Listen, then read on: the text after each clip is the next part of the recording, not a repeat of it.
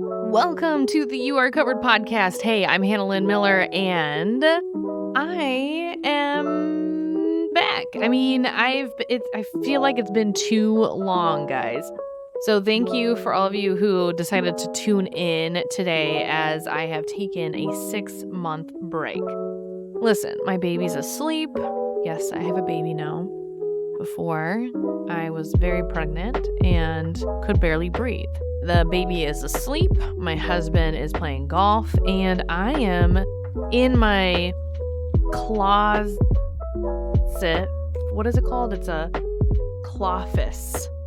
It's my closet and my office, and that is with a nice coffee. If you're watching this on YouTube, thank you for being here. And I decided, hey, let's do a podcast because why not? And I just wanted to chat with you guys, do a little update, talk to you about all podcast things.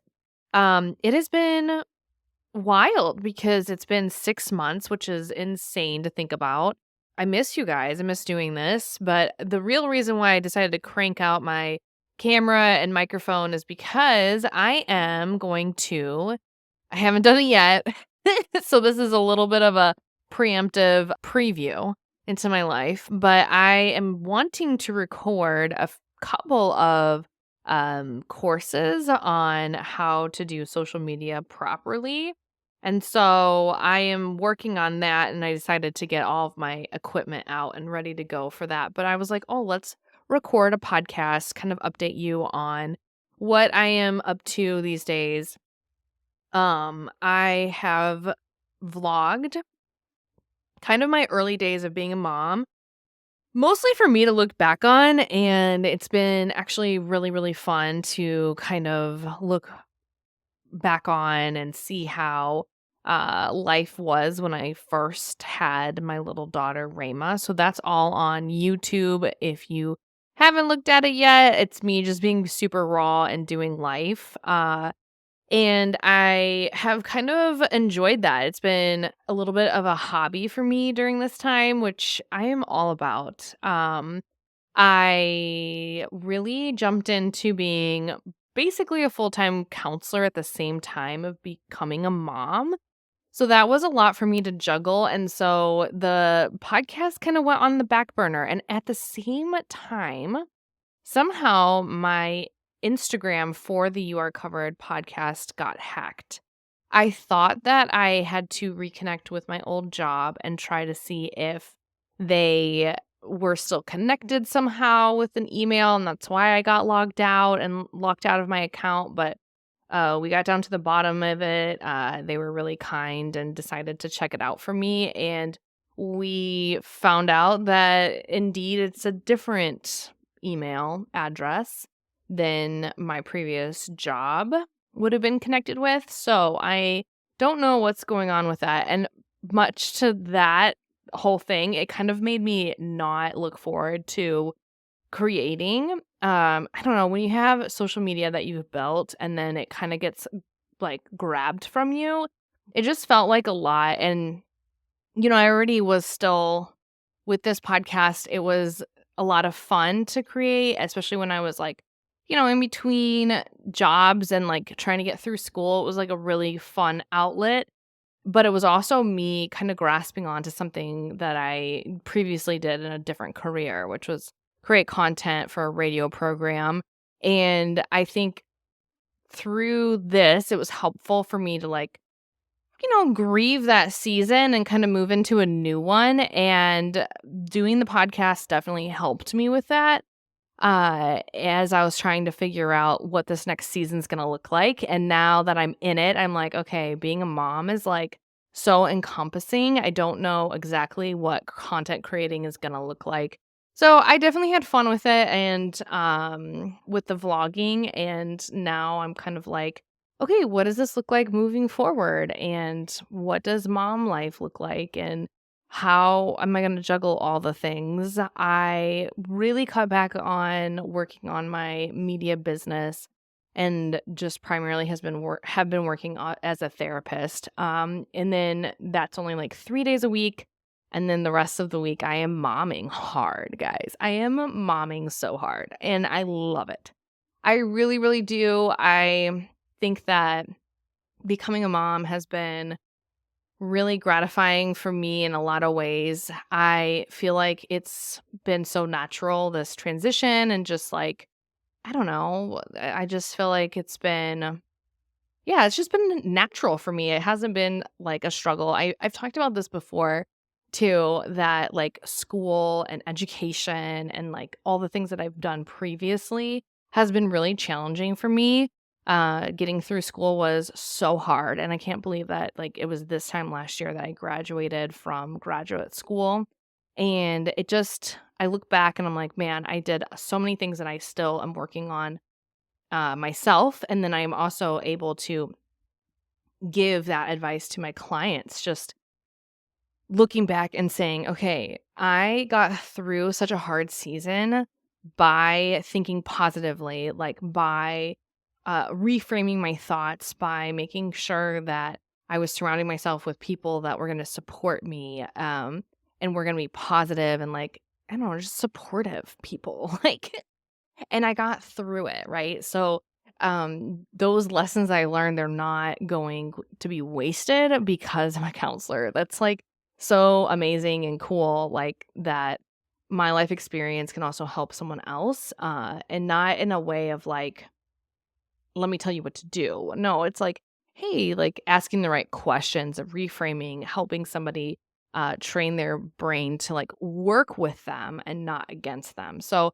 those are just some things that I've just really enjoyed, and that has been a huge life update. And like, here's the thing, guys, I did not realize how much I was going to enjoy, or how much this life career change was going to really impact me being a mom. It was like, here's the thing, when I started to be a counselor, studying and everything, for one, I didn't know so many people were going to need it after COVID. Secondly, I didn't know that it was going to be mostly virtual that we would do, like telehealth. Like, so many people are cool with just doing telehealth counseling virtually. So I just work from home. I didn't have to leave my baby. I didn't have to do all of that. John and I have just been able to play pass the baby throughout the day because he's a pastor and a lot more flexible during the week. Still super busy, but flexible. So we've really enjoyed that. It's been such a fun, great season in that regard.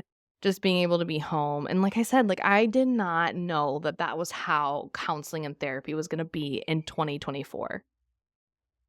But here we are. Here we are. I don't think that's my baby. I think that's somebody else's baby crying. So that is the life update. And I am just here telling you what is next for me. I have a few things out that I'm working on that I'll just talk about now. But I'm working on a planner.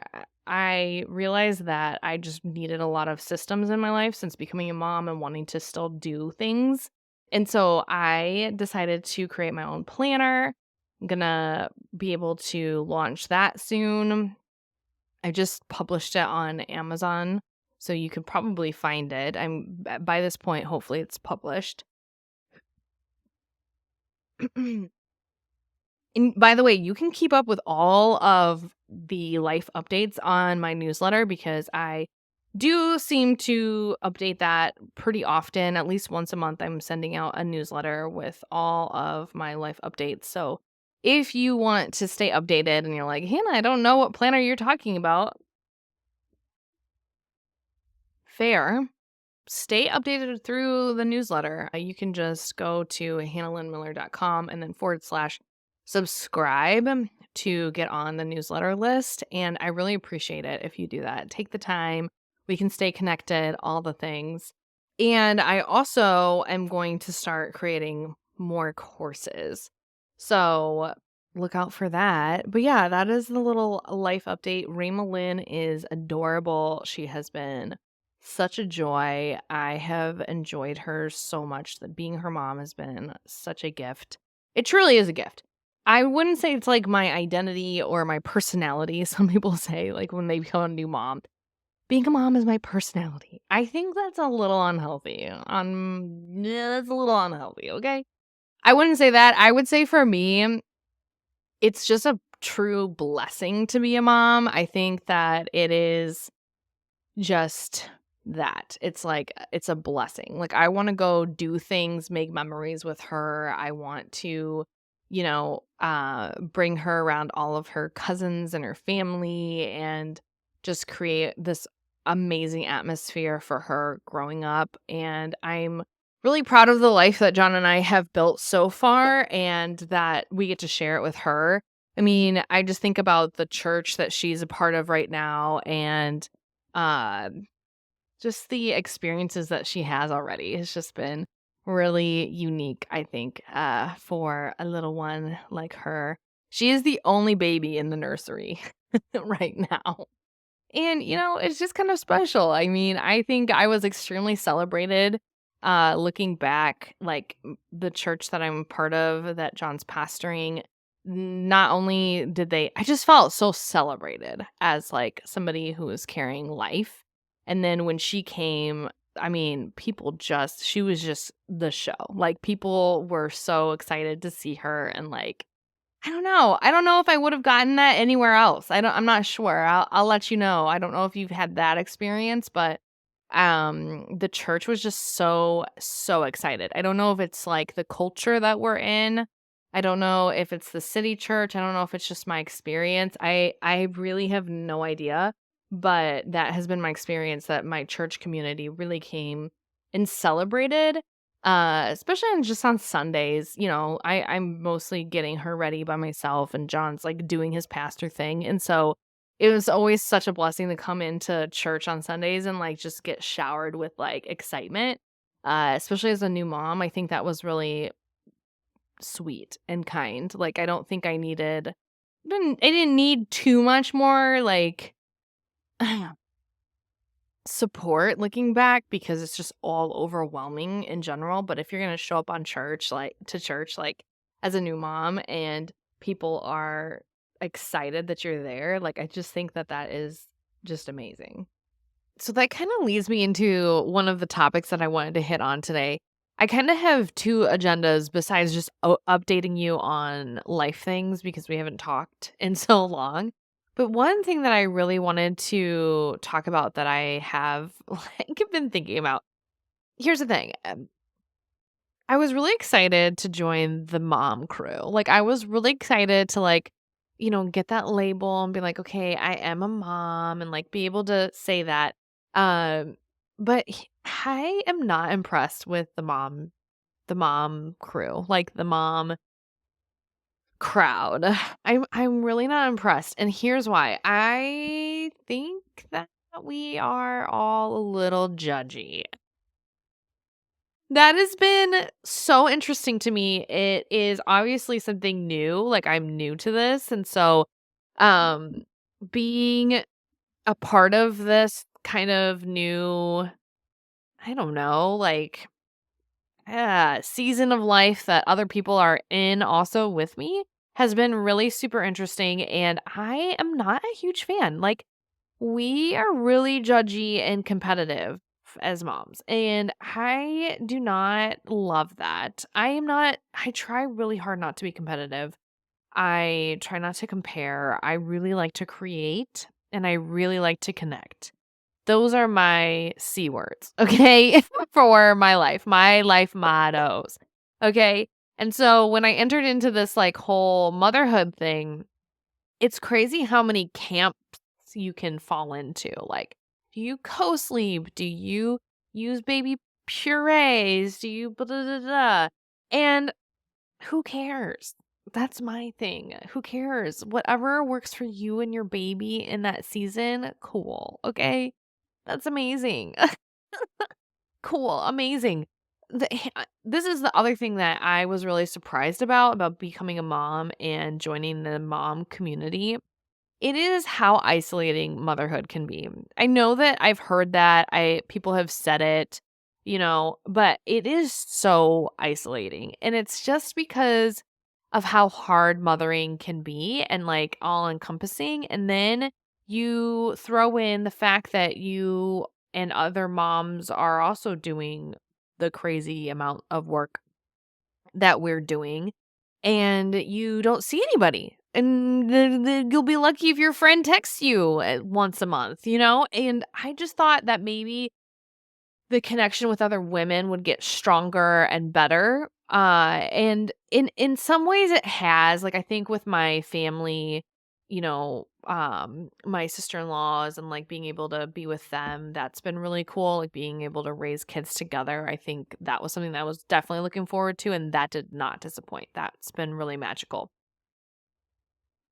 Friendships though, they just got worse. And not on anybody else's fault. It's just that I was the one that was the childless one. And it's not like anybody's fault. It's just where we are at. And I think too, the part of making new friends can be really intimidating because new mom friends means that you do things differently maybe, or it's harder to connect because there's a little bit of a competition thing going on. It's just like trying not to do that is so important and so key, and I'm lucky that we've got, like, 2 moms that are, like, close by that, we kinda went to school together, so, like, I know them pretty well, and it's been really special because they had little girls around the same time, so, like, I'm thankful for that, but when I hear I think more so, maybe it's even just, like, social media, when I hear it makes you kinda scared. Makes you scared of the mom groups, okay. I think that's what it is, really. It's probably social media, but I think just in general, just I think the social media language around being a mom and, like, the different camps, and then, I don't know, you brush shoulders with some others, and it's like, this is kind of scary. It can be a little scary, you know? It can be intense. Can be intense, okay? So that is, like, what I wanna kinda lead into. I wanted to talk about the importance of community and connection. I'm reading a couple books. I have gotten really into Kindles, my Kindle life, okay?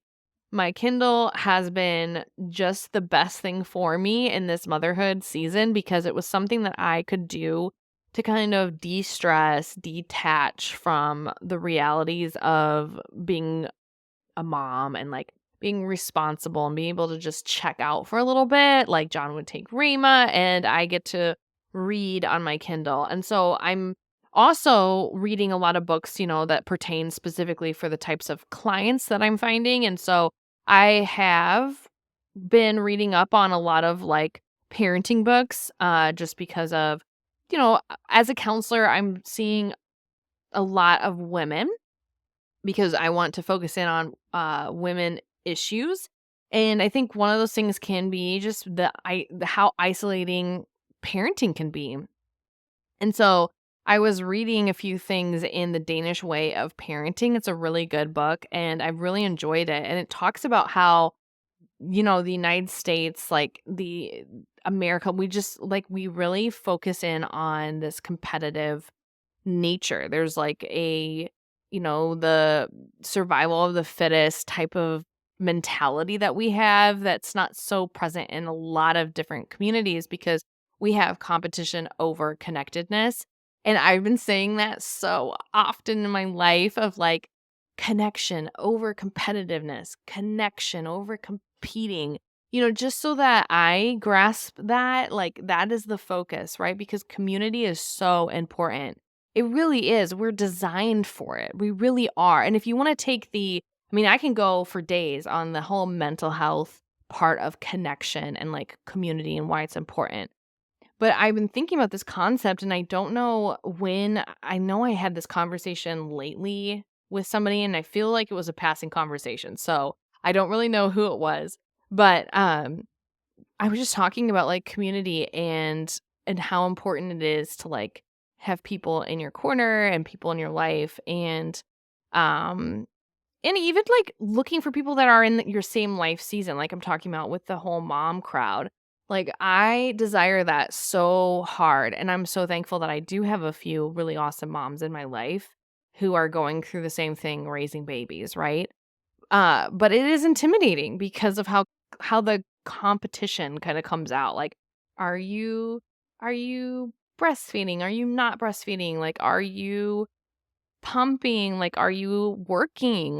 The working mom thing versus the stay-at-home mom thing can be, like, something that people will split camps over, right? So, I would think I was talking to somebody about this, and they pointed out that, even God is in community. And what I mean by that is, like, the Trinity. When we talk about the Trinity, they're all equal, they're all one, but they're also three parts. And, you can bring in theology with that. The fact that God has made us in his image and he desires community. He is in community and it's perfect. Uh, and then we desire that in our own lives. Like, it's not healthy for us to be on our own.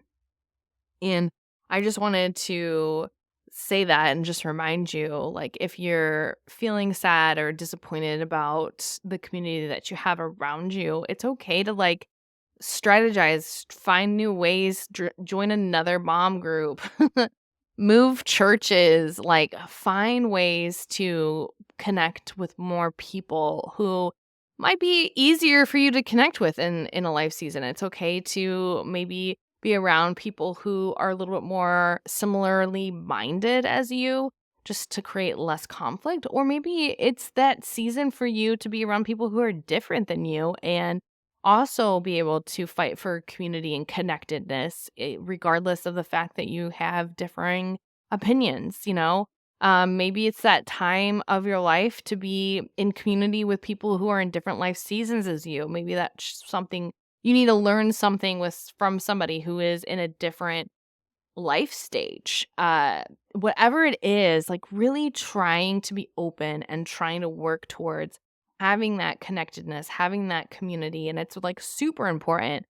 I love that, the Danish way of parenting really talks about that, and it's not like it's not a Christian parenting book, it's not from Focus on the Family. Um, if that's your flavor. Uh, but it is they talk about a lot of data. They talk about a lot of things that you can do as a parent to be healthy so that your kid can find more ways to be empathetic, to really they talk about, like, the happiest, so they've been voted, like, the happiest, like, culture or the happiest country ever. And it's really interesting how they gauge that. But I thought I just think it's interesting. They're talking about how empathy is a really big thing for them, and a lot of the times that has to do with community and being around people who they can connect with. And they talk about, like, fighting that urge, trying not to compete, because being competitive and being connected, they cannot coexist. You either have one or the other. And I think sometimes we want to, like, merge it together. But if you're going to be competitive with somebody, you're not going to feel connected. I'm sorry. It doesn't go hand in hand. Maybe when you play a sport, you can connect that way. But rarely can you connect over being competitive, like, in your day to day of, like, your kid rolled over sooner than the other kid. Like, connectedness is not going to happen. It doesn't exist. So, and I think that the book shows a lot of research on that, and I've really enjoyed it. And so it's just a good reminder, like, who are we to think that we can do things on our own and that we don't need people and we don't need connectedness when even God, like, is part of a trinity, three in one. He has community. And I think that was just a beautiful reminder for me. And it's just like a little nugget of theology, just that just makes you think a little bit more deeper, and I think that that's really important to just keep in mind. And I love it. I love it. I really do, because our mental health really depends on that connectedness and that community.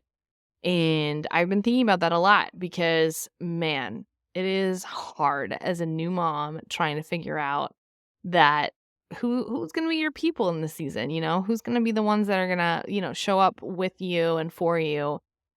when you've got little ones to take care of and you're not necessarily always going to be the most flexible person that you used to be before kids, right?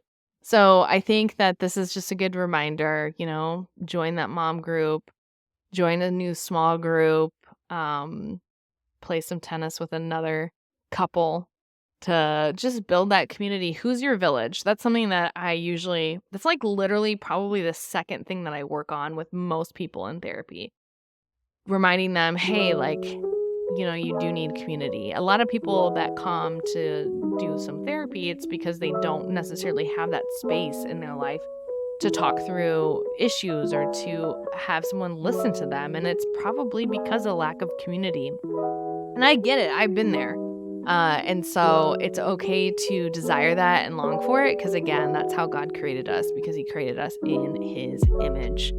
Well, that is all I have for today. I hope that you all are doing well, and I'm so glad that I was able to talk with you today. And as always, know that God's got you and you are covered. See you in the next episode.